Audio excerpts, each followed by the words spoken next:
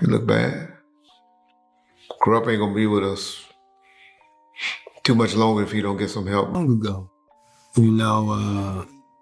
my pancreas, my liver, and my kidneys. It was just all messed up. Kurupt is all over the headlines right now after being rushed to the hospital for a serious health scare. Friends like Daz and Dillinger have been calling for prayers, but no one really knows what's behind this mysterious illness yet. But here's the thing, this isn't the first time Kurupt has faced danger head on. Very shocking. So Daz Dillinger posted and he said, "God said we shall live and not die. Want to send a big shout out to my big brother, official Kurupt. Get well speedy. Need all fans to send Kurupt a get well message." This man has been through some wild chapters before, and this latest scare just brought all those memories flooding back.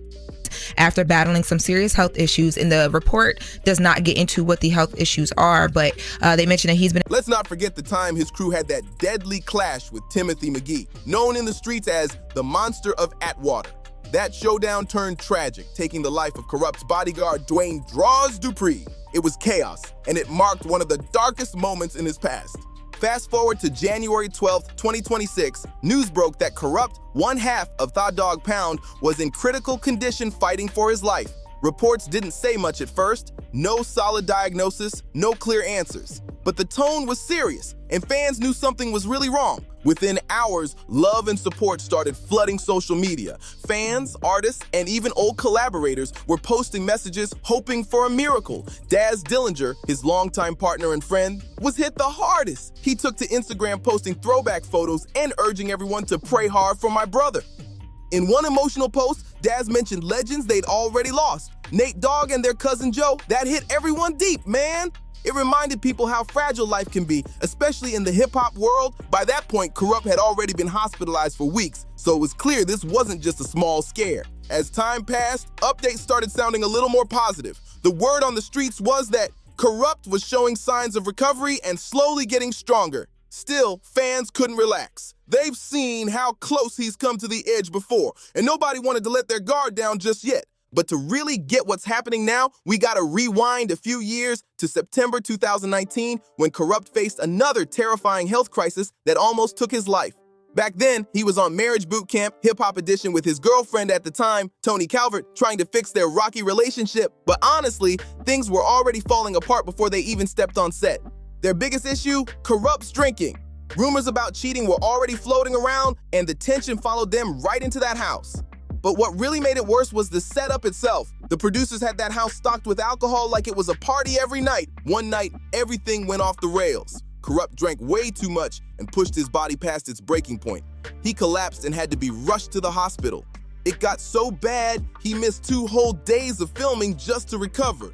That moment shook the entire cast and crew. It was a huge wake-up call for everyone involved.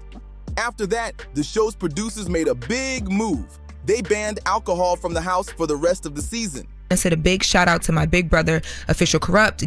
Get well speedy. Need all fans to send Kurupt a get well message. There were even talks about making it a permanent rule because nobody wanted to see that happen again.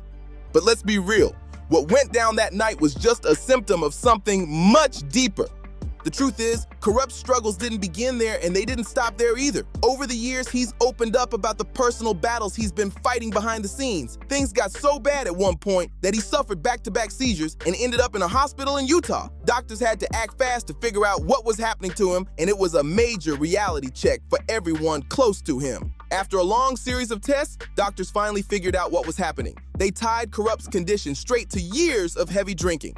His body had taken a brutal hit. His liver was wrecked, his kidneys were struggling, and his pancreas was barely hanging on. Every organ in his body was under stress, screaming for help. Doctors didn't sugarcoat it. They told him flat out that if he didn't make serious changes, the next time his body shut down, it could be the end. But even after hearing that chilling warning, Kurupt didn't slow down. He kept performing, showing up to every show like nothing could stop him. People said he'd walk out on stage in pain, sometimes doubled over, but still pushing through the set like a soldier. What makes this whole situation hit even harder is knowing that his struggle with alcohol didn't just appear one day out of nowhere. It had roots that went way back.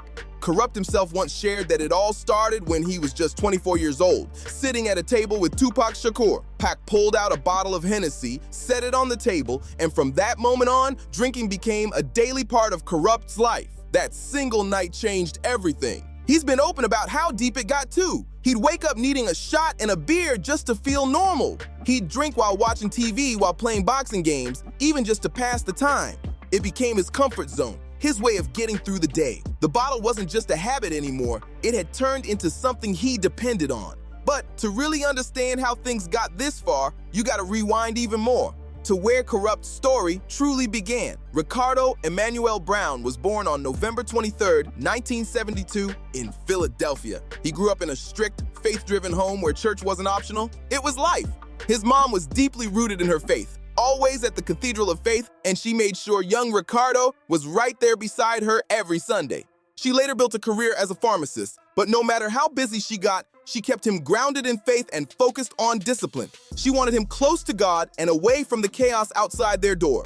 But outside that church, Philly in the 1980s was rough. Gritty streets, real danger, and a whole lot of kids just trying to survive. By the time Ricardo hit 15, he'd started hanging with a crowd that made his mom's heart sink. She could see where things were headed, the late nights, the street influence, and it scared her.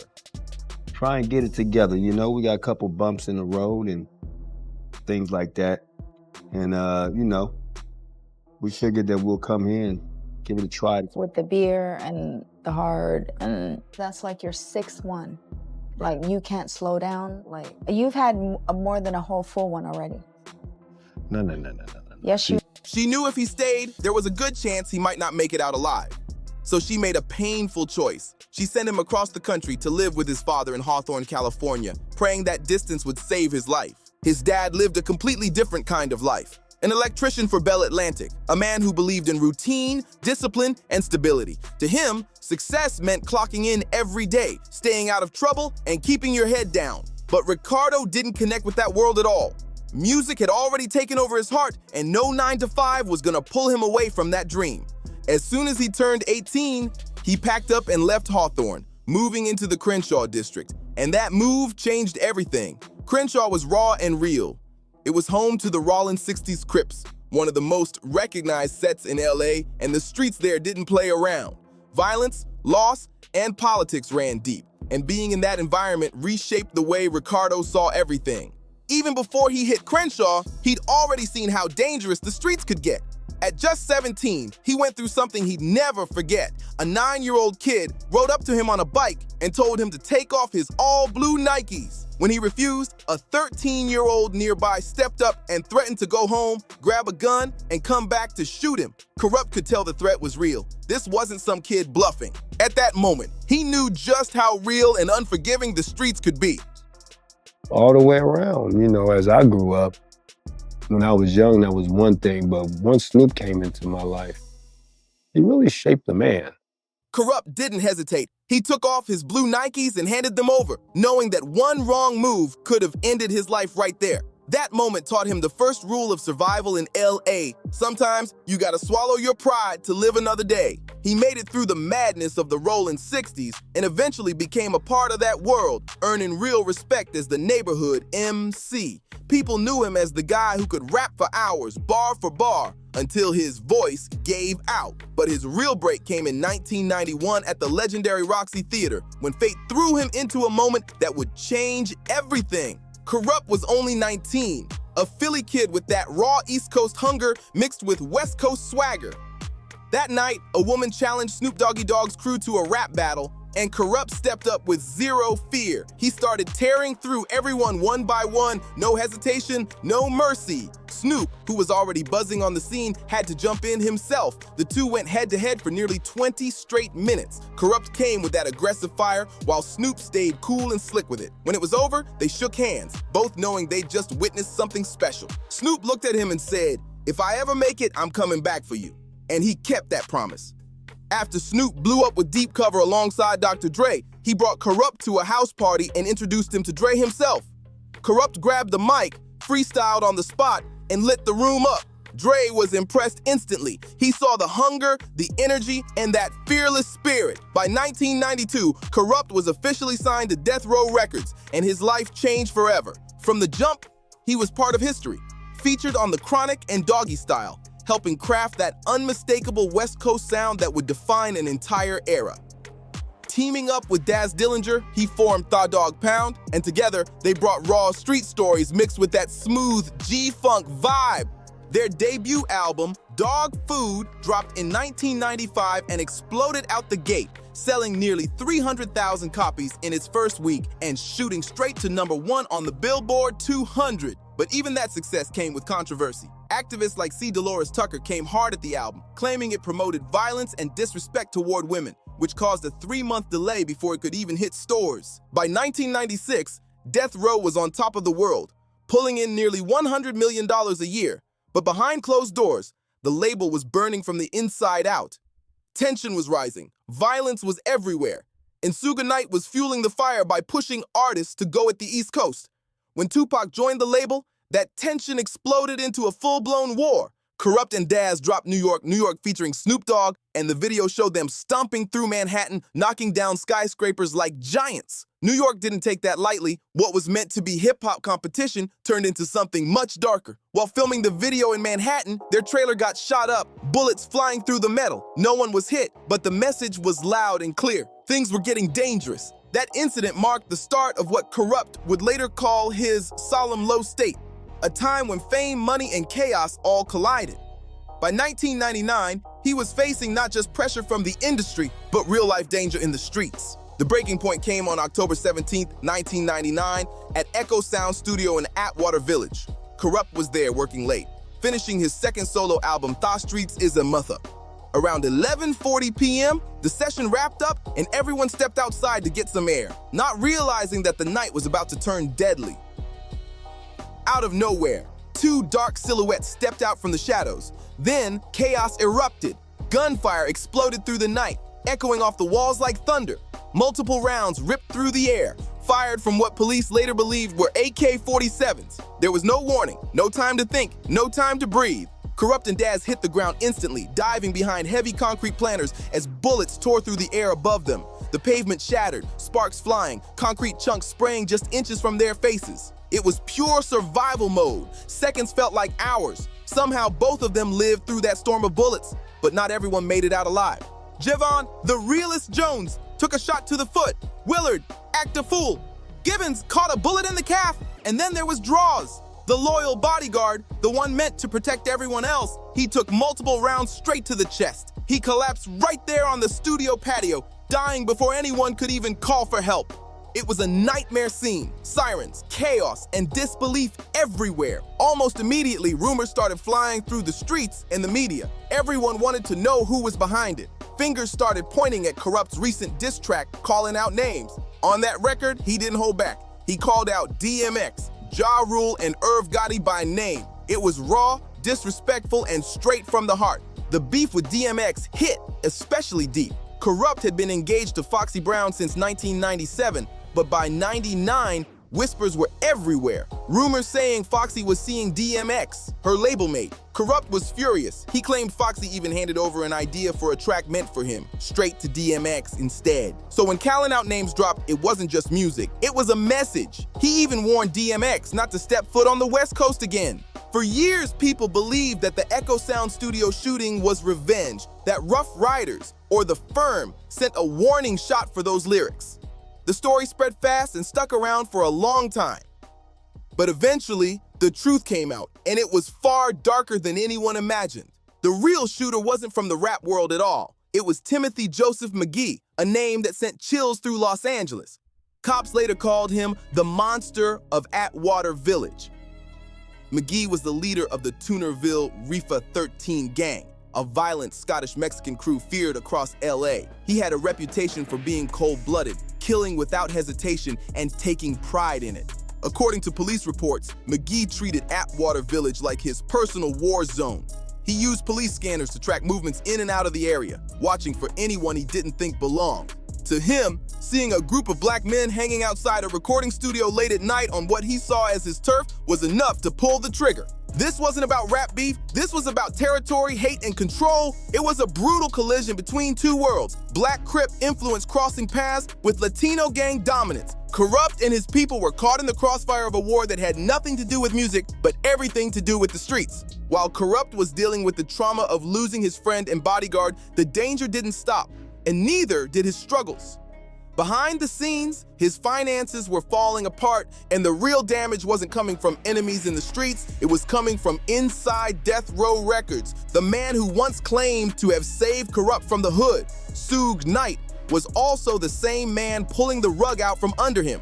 Behind all that flashy Death Row image, there were shady deals, broken promises, and money that vanished into thin air. Back in 1990, when Kurupt was still underage and trying to find his way, he had signed with managers Lamont and Ken Brumfield. They looked out for him, gave him a roof over his head, and helped him stay afloat after he'd been kicked out of his family home. But when Death Row came knocking in 1992, Suge allegedly made a big promise: fame, fortune, and a spot among the legends if Kurupt cut ties with the Brumfields and broke his old contract. Then came December 2000 when the long, messy legal fight finally hit the courtroom. A Los Angeles Superior Court jury made their decision, and the verdict was brutal. They found that Suge Knight and Death Row had defrauded Kurupt's former managers. The punishment? Massive. Over $4.34 million in compensatory damages and another $10 million in punitive damages. It was the kind of ruling that shook the industry, but Kurupt wasn't untouched by the fallout. He had already filed for bankruptcy back in 1996, a move that cleared his contracts and technically protected him. But it left the Brumfields, his first managers, with absolutely nothing. And even after all that, Kurupt was still out there grinding, appearing on 17 albums, juggling label drama, and navigating tension inside Tha Dog Pound. Just when it seemed like he had finally escaped the Death Row curse, Kurupt made a shocking move nobody saw coming. In 2002, right after Suge Knight got out of prison, Kurupt resigned with the newly rebranded label Tha Row. And get this, Suge didn't come empty-handed. He reportedly offered Kurupt $3 million and even handed him a vice president title. On the outside, it looked like a smart business play, but behind the scenes, it was a straight-up chess move. Suge was plotting to break apart the Dog Pound gangsta clique from the inside, and it worked instantly. The reaction was explosive. The West Coast couldn't believe it. Daz Dillinger and Snoop Dogg were furious, feeling blindsided and betrayed. What used to be brotherhood instantly flipped into open war. Daz hit the booth and dropped diss tracks like "You Ain't Shit," while Snoop mocked the whole situation publicly, calling it a dysfunctional family. Kurupt didn't stay quiet though. He clapped back with his album Originals, which featured the ruthless diss track "Eat a Dog Pound Killer." For almost 3 years, one of the strongest alliances in West Coast rap history was completely torn apart, fueled by Suge Knight's manipulation, mind games, and old-school power plays. Around that same time, another major chapter of Kurupt's career was stuck in limbo, the legendary supergroup that could have changed everything. Back in 1996, Kurupt teamed up with Ras Kass, Killer Priest, and Cannabis to form the HRSMN, the Four Horsemen. Each one representing one of the apocalypse's symbols: pestilence, war, famine, and death. On paper, it was a dream team of elite lyricists, 4 of the most dangerous pens in hip-hop. Fans were hyped beyond belief, but the music never arrived the way it was supposed to. Legal drama, label politics, and Kurupt's ongoing issues with Death Row all worked against them. The project kept getting delayed year after year until it turned into one of the most infamous what-ifs in hip-hop history. For 2 decades, the HRSMN became more myth than reality. Every once in a while, they'd drop loose singles, white label cuts, or snippets, but the full album stayed locked away.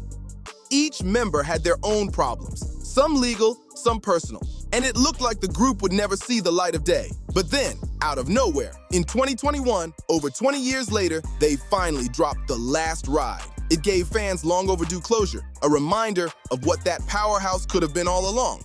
Despite the chaos, setbacks, and his most recent health scare, Kurupt's legacy remains untouchable. He'll always be remembered as the neighborhood MC who brought heart, grit, and wordplay to the forefront of West Coast rap. His influence runs deep in the DNA of modern hip-hop. Kendrick Lamar himself once said, Kurupt is one of his top 3 influences, saying his own style is a mix of Kurupt, Tupac, and Ice Cube. Even Eminem gave him his flowers, naming Kurupt alongside Biggie, Nas, and Jay-Z on Till I Collapse. That's the level of respect he commands. Kurupt helped redefine the West Coast sound, mixing his Philly-born lyricism with that smooth, sun-soaked G-Funk energy. His pen helped build Death Row's empire during its $100 million a year run, and his presence shaped how the entire world heard West Coast hip-hop. Beyond the mic, he branched into acting, appearing in films like Hollywood Homicide and Johnson Family Vacation. He even stepped into leadership roles, mentoring younger artists and warning them about the same industry traps that nearly destroyed him. No matter what happens next, Kurupt's mark on hip-hop is permanent. His story is heavy, it's painful, it's real, but his impact, undeniable. Now, if you made it this far, don't forget to like, comment, and subscribe for more stories just like this one. Let us know your thoughts below. What moment from Kurupt's journey shocked you the most? Thanks for watching, and we'll catch you in the next video.